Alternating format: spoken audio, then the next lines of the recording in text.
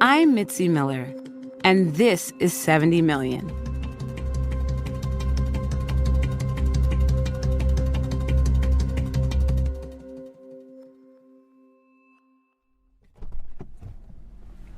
A few miles west of downtown Chicago, there's a warehouse.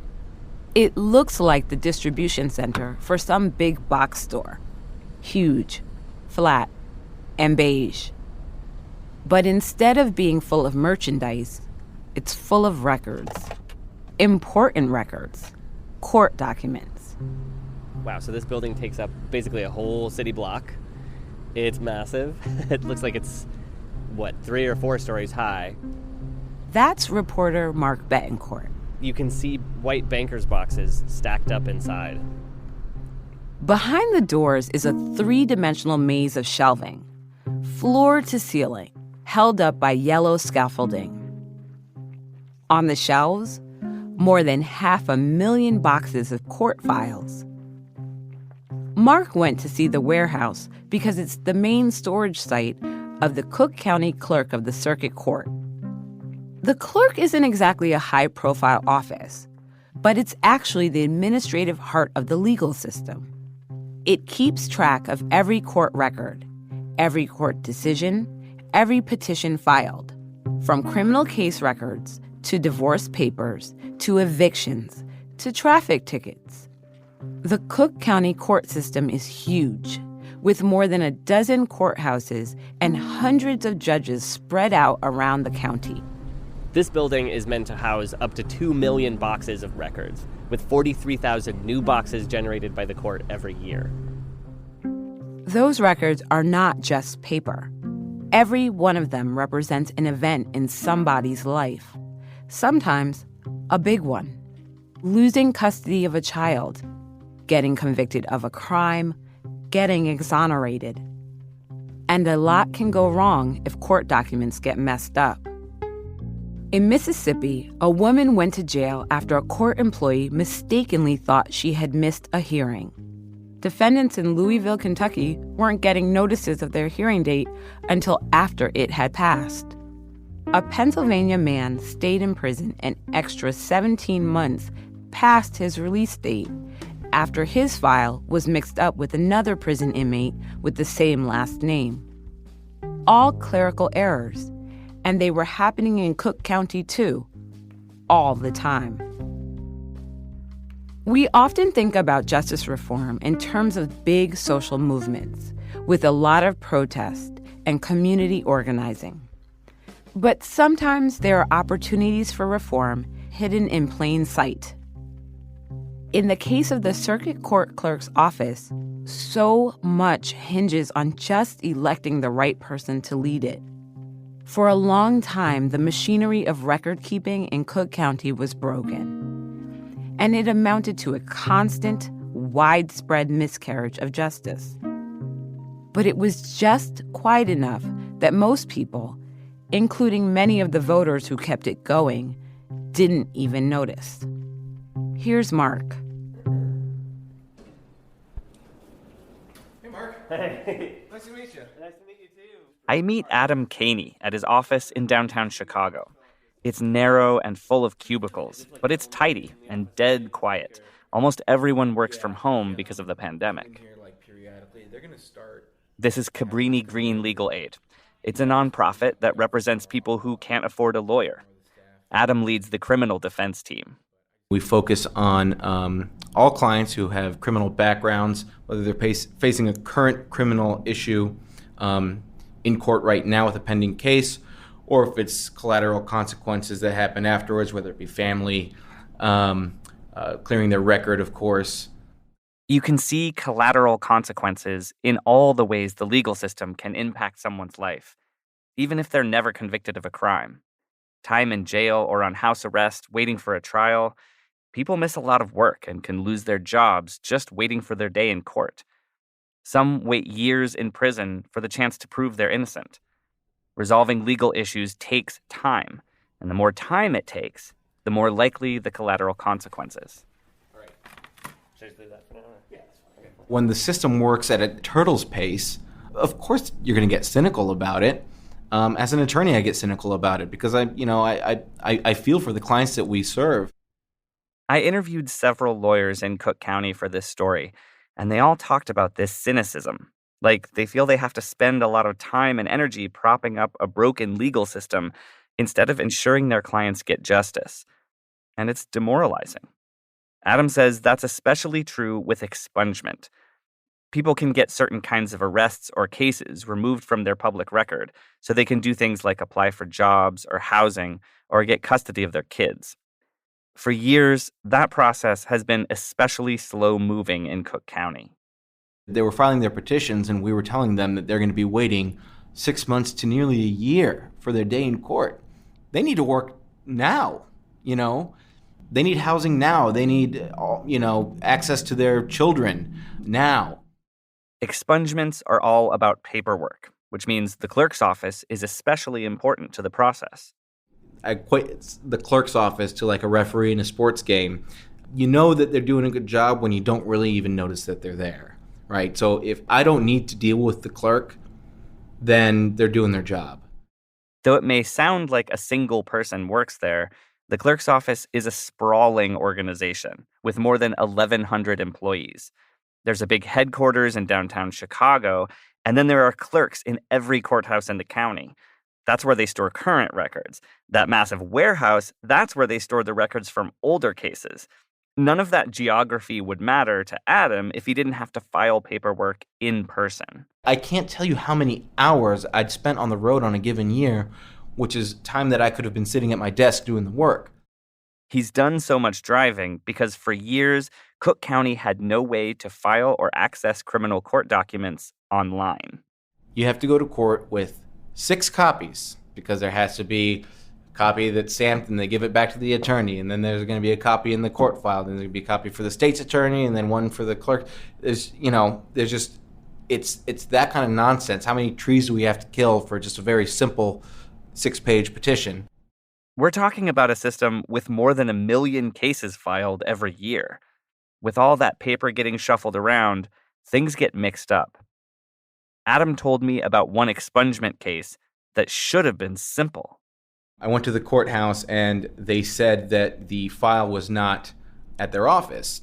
To even start on this case, Adam needed its case file, the official record of the case's existence and what had been done in court so far. And I've been practicing for the better part of 10 years, and this is one where it was kind of unique, where I had to sort of file a motion without a court file to refer to or for the judge to refer to. Yeah, the physical file wasn't there. This is Darnell Higgins. This was his case. And that missing file was from a life he'd left behind a long time ago. I had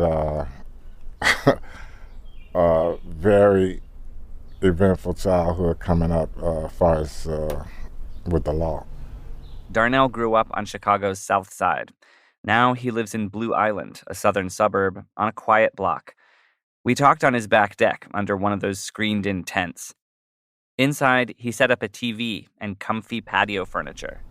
In the 70s, early 80s, the neighborhoods were just flooded with drugs and stuff like that, and the gang violence and stuff like that, and you become a part of that. And that's what happened. I got into drugs. The gangs I didn't do, but the drugs started me to do criminal activities. And one thing led to another. I had several arrests. He says most of the arrests were for theft, something small here and there, something he could sell to get money for drugs. After I got into trouble, did a little time, the judge offered me treatment. I told him, I got a problem. So he offered me treatment, and I took it, and I haven't used or broken the law since. After he got clean, Darnell worked in construction, laying asphalt. A few years ago, he retired from that job. Now, he spends a lot of time sitting in the backyard. He set up a big projector screen against the back fence, and he likes to have friends over to watch TV on it. Also, he and his wife are ballroom dancers. I've been ballroom dancing for over 40 years, almost 50 years, actually. But retirement isn't quite cutting it for him. He wants a job. Just trying to do something, just not sit here and watch TV all day. And actually, I did put in 1 or 2 applications somewhere, and it didn't pan out. And I think I got a letter saying that I didn't pass the background screening. So I quit looking after that. When he says background screening, he means someone from the employers he was applying to went down to the clerk's office and typed Darnell's name into a computer. That's how they found out about his criminal record from 3 decades ago. But the law allows old arrests like Darnell's to be wiped from that public record. Depending on the case, each one can either be expunged, which means the record is actually destroyed, or sealed, which means it's removed from public view. Darnell found out he could do this in 2018. He thought it would take maybe a few months. That process started 2.5 years ago. Crazy. The problem started with one particular charge from Darnell's past. I found out I had a warrant for my arrest from 1994 that was still active. It was for theft. And I had no knowledge of it, because I haven't been in trouble with the police or anything like that. It was going through his rap sheet, and we noticed a warrant. Here's Adam again. He says the warrant was actually from 1993. And this is the only thing that's prohibiting us from being able to file his petition to seal and expunge his record, because you can't file it with an active case pending. Adam knew there was no way the state could successfully prosecute a decades-old petty theft case. He planned to ask a judge to quash or invalidate the warrant and dismiss the case, so the whole thing could be expunged from Darnell's record. First, he'd need to show the judge the case file from back in the day. And for that, he'd need the clerk's office. So I had to put in an order for them to have the file sent back to the courthouse from the big warehouse where they keep all the old files before they get destroyed. Some time goes by, and they're not able to find this file. 2 months go by, then 3 months. Darnell's getting impatient, and I don't blame him for that. So I start pressing them to find the file, and I actually was able to get connected to the chief clerk. Sitting at a desk in his office, Adam shuffles through this big stack of printed emails between him and one of the deputy clerks. He dug them up to jog his memory while he tells me this story. And I follow up with him, asking him if he's heard anything, if the files come in. He replies right away, apologizing for the delay. It's now month 4 of waiting. He responds back to me, and he says, I wish I could build a time machine to go back to 1993 and get this file for you. He really was a nice guy and really helpful. And then eventually, finally... Month 6. He sends me a very apologetic email. He says that the clerk's office had failed miserably, and he's truly sorry. I really appreciated his candor in this. But he said at this point, he considers the file to be lost. 7 months after Adam asked for the file, the deputy clerk broke the news. It wasn't just lost in the warehouse, it had probably been destroyed by accident. The judge agreed to quash the warrant, even without a case file. Adam showed him the stack of emails with the deputy clerk. Now, Adam could finally start working on Darnell's actual expungement. But then, the pandemic hit. Most of the courts closed, and everyone had to work from home. And without the ability to operate efficiently online, the record system run by the clerk's office was basically paralyzed. Darnell's case was stuck. Again. I'm 65. Okay, if the courts slow as they're moving, pretty soon I don't want to work anymore,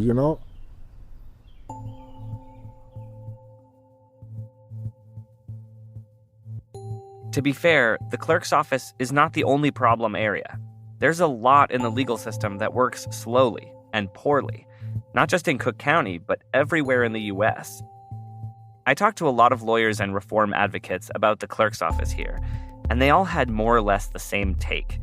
Fixing the problems with the record system doesn't require a big societal change, like solving institutional racism.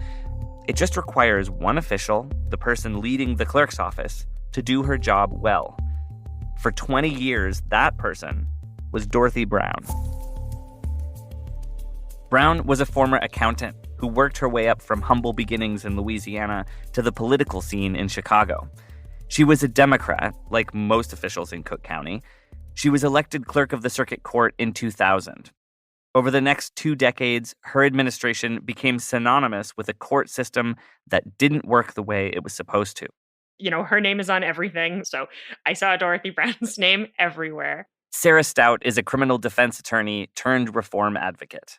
The story I always tell is I learned to use carbon paper for the first time when I became a lawyer in the Cook County courts. I am too young to have ever used carbon paper in any other context. Our totally antiquated court system meant that people's court orders get lost. People can't read their court orders because it turns out carbon paper doesn't copy very well. I mean, this is a very, very basic problem. And it hadn't been solved for 20 years. Sarah's a senior policy analyst and staff attorney at a nonprofit called the Chicago Appleseed Center for Fair Courts.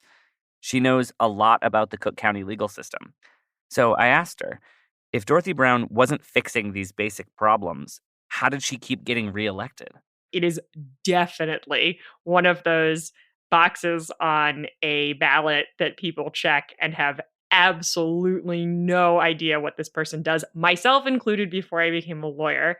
There are names like this on ballots all over the country every year. 8 out of 10 counties nationwide elect their court record keepers. Sarah says Cook County is an object lesson in how that can go wrong.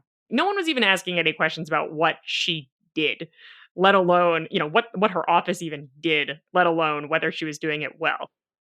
Election after election, Brown had the backing of the County Democratic Party in the primaries.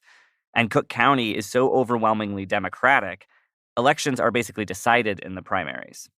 Voters who supported a straight Democratic ticket in the general ended up voting for Brown by default.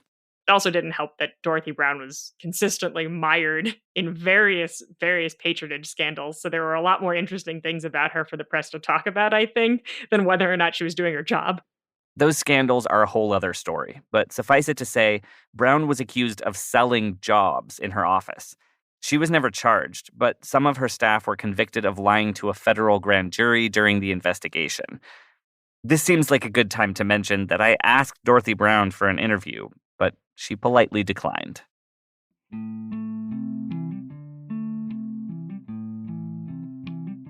In the 2016 election, the Democratic Party decided not to endorse Brown. They said the scandals were a threat to other candidates. She won anyway. Hi, I'm Dorothy Brown, your current clerk of the Circuit Court of Cook County, and I need your vote to re-elect me as clerk of the Circuit Court. This is a campaign video from that election in 2016, her 5th. In my next term, I plan to bring in a state-of-the-art case management system. I want all of the courtrooms to be electronic courtrooms. That's the thing about Dorothy Brown. Every election, she would talk like a reformer who wanted to come in and clean up the mess her predecessor had made. But her predecessor was her. And being her own worst enemy, that was kind of Brown's power. She's never going to lose an election. Until her job is threatened, she has no incentive to talk to any reformers or really anybody. And so we're just going to have to live with this level of petty, everyday injustice and sort of lack of reliability that makes the whole system so much less procedurally fair. Petty, everyday injustice. What that looked like on the ground was a million little mistakes in the clerk's office. A lost file here, a delay there. And it all added up. I mean, this involves people's freedom. Like, I had clerks write down the wrong number of days of credit on people's paperwork when they went to prison. And they showed up and they were told their prison sentences were longer than they should be. Sarah says it's one thing for this to happen when you have a lawyer to catch it and help fix it. People who represent themselves may not even know there's been a mistake. Brown's office was also notorious for slowing down the process of appealing a conviction or sentence.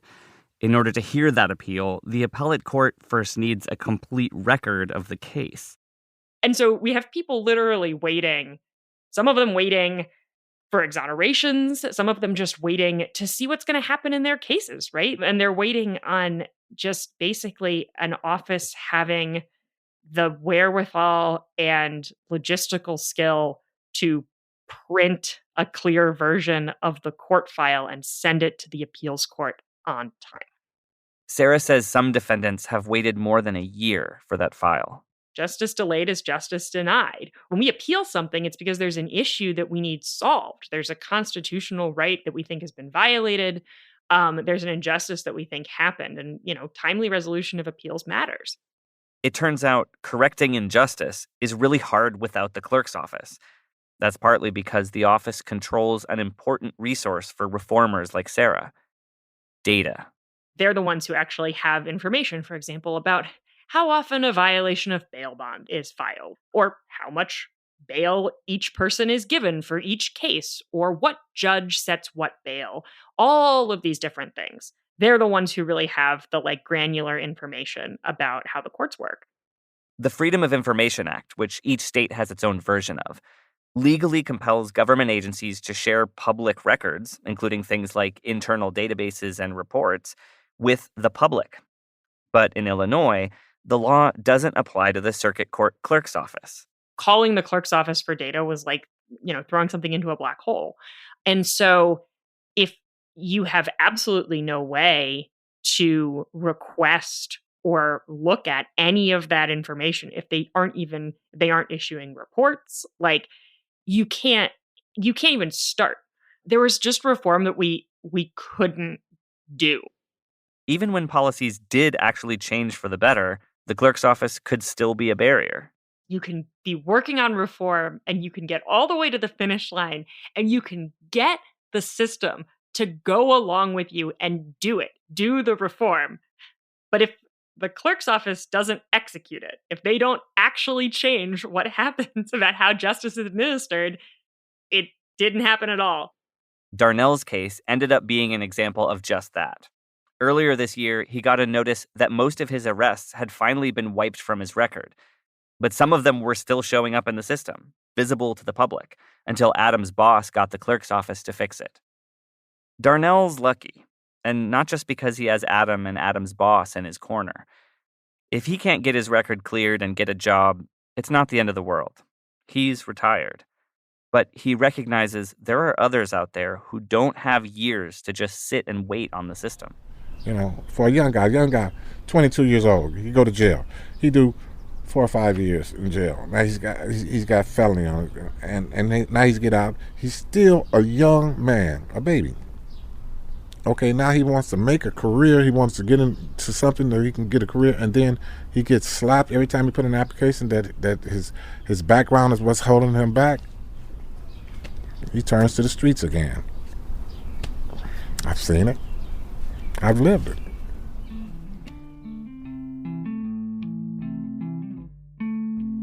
And Darnell has strong feelings about having his record cleared. People make mistakes, and people get addicted and do things that's out of their character. That's a proven fact.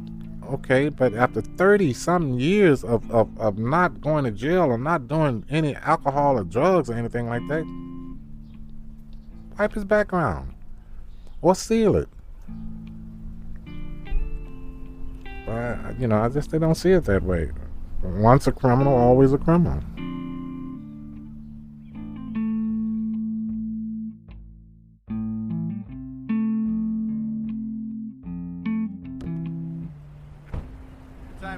How's it going? One morning this past June, I met Adam in the parking lot of the courthouse in Maywood, a western suburb. He has one more case to expunge before Darnell can start applying for jobs, and he invited me to tag along. The case is that theft from 1993, the one the clerk's office lost the file for. Adam's got to file his 6 paper copies of the expungement petition here in person because Maywood is where Darnell got arrested.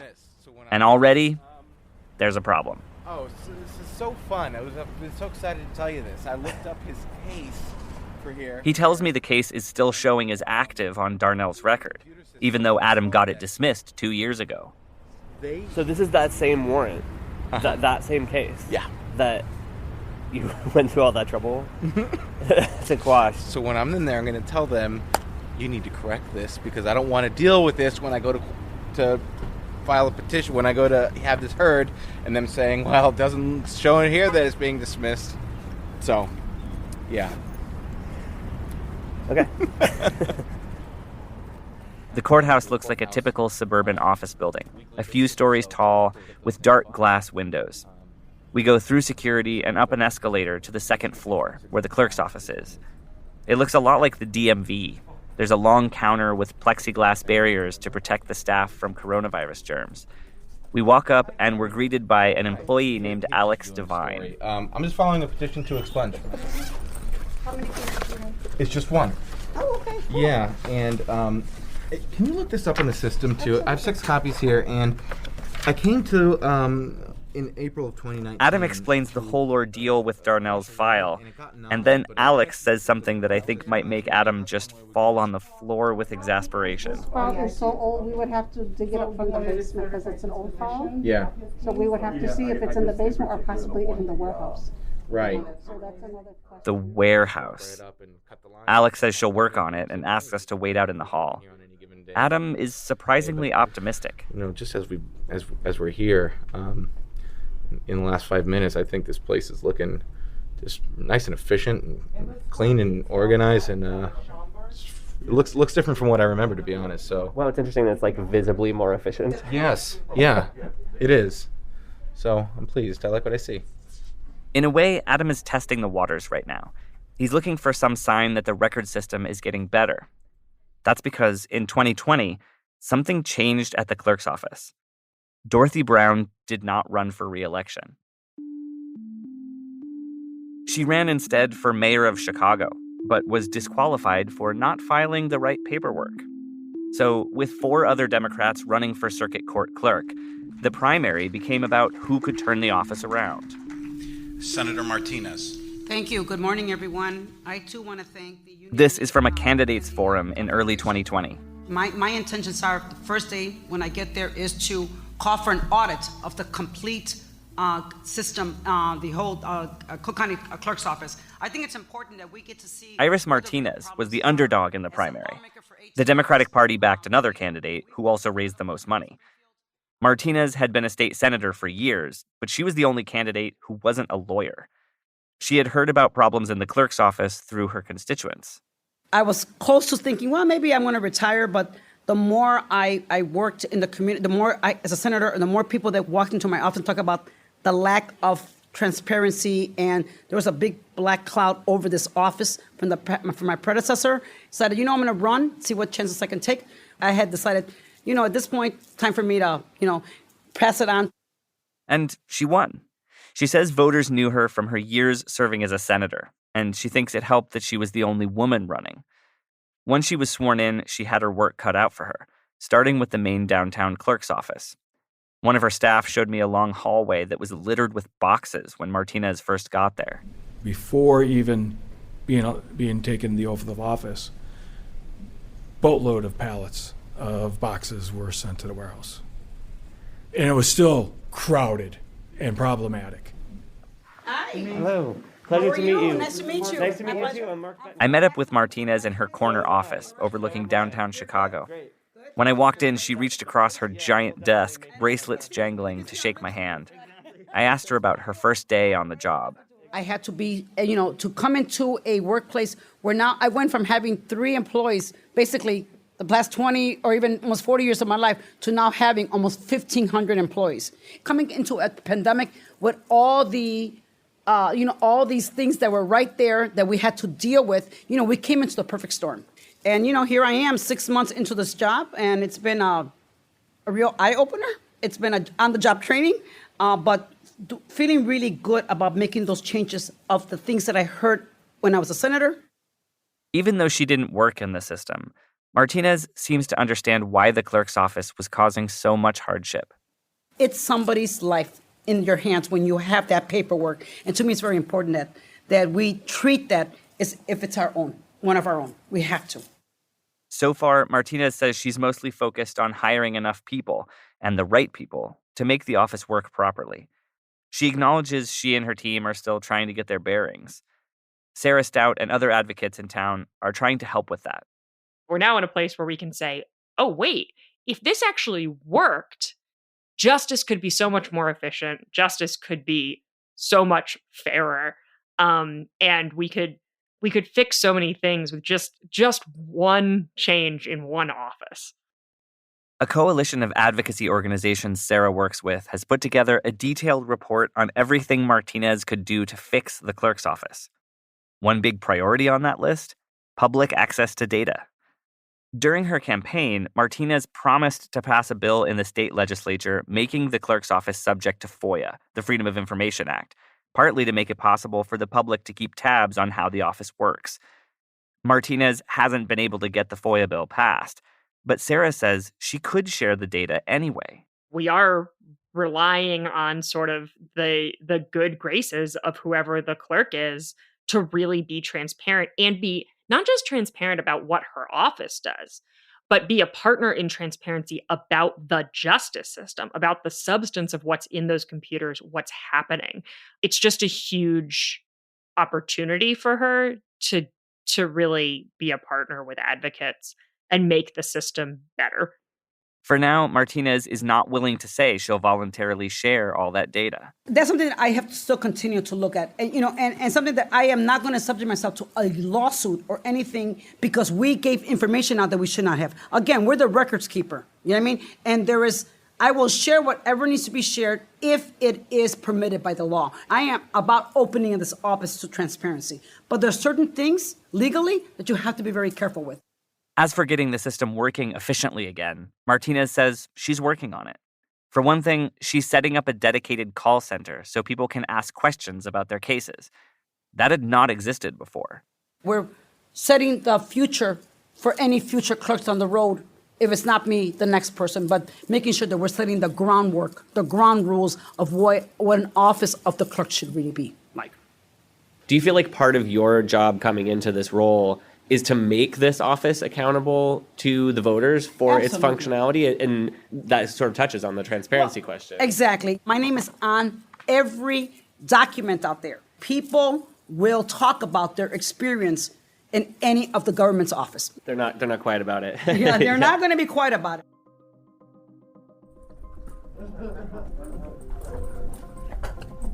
Okay, sorry for the delay. No, it's okay. So what do we find? Officially set. Back in the clerk's office in Maywood, there's some evidence that Martinez is already making a difference. Could you get for yourself? And a copy showing you that it's a no fee. Alex, the staff member who's helping with Darnell's case file, she was able to sort out the confusion. And you're all set. Thanks a lot. You're welcome. Have a good day. But that was a day in the life, right? I mean, we came in here for a pretty routine thing, and it ended up taking us about an hour. So this is kind of my experience. Now, in defense of the nice people who are working here today, they're fixing the sins of the past, right? So all this confusion was done with the prior administration and the prior staff that was at this courthouse. But they were able to find it, got it done, and we're all set. So I'm pleased with that. Sarah is also hopeful that Iris Martinez will stay true to her word and make the clerk's office functional again.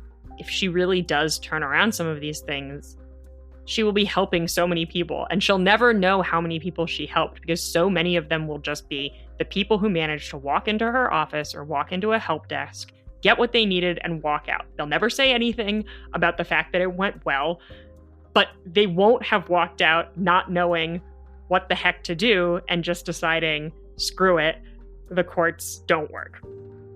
If Martinez can pull that off, she may start the clerk's office and the whole legal system on a new path. After that, it'll be up to the voters of Cook County to keep it going.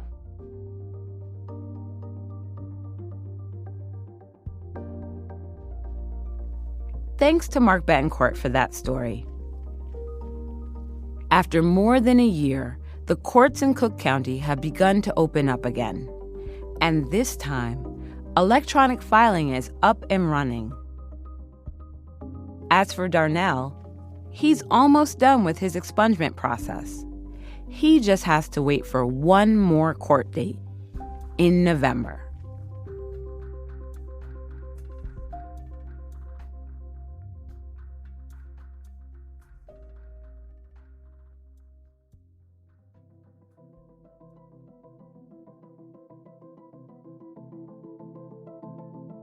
For more information, toolkits, and to download the annotated transcript for this episode, visit 70millionpod.com. 70 Million is an open-source podcast because we believe we are all part of the solution. We encourage you to use our episodes and supporting materials in your classrooms, organizations, and anywhere they can make an impact. You may rebroadcast parts of or entire episodes of our 4 seasons without permission. Just please drop us a line so we can keep track.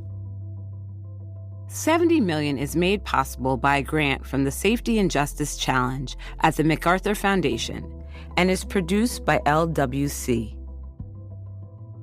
This episode was edited by Adjoa Jimabrempong and Jen Sheehan and fact-checked by Sarah McClure. Cedric Wilson is our lead producer and sound designer. Emma Forbes is our staff writer, and Michelle Baker is our photo editor. Juleka Lantigua-Williams is the creator and executive producer. I'm Mitzi Miller. Thank you for listening.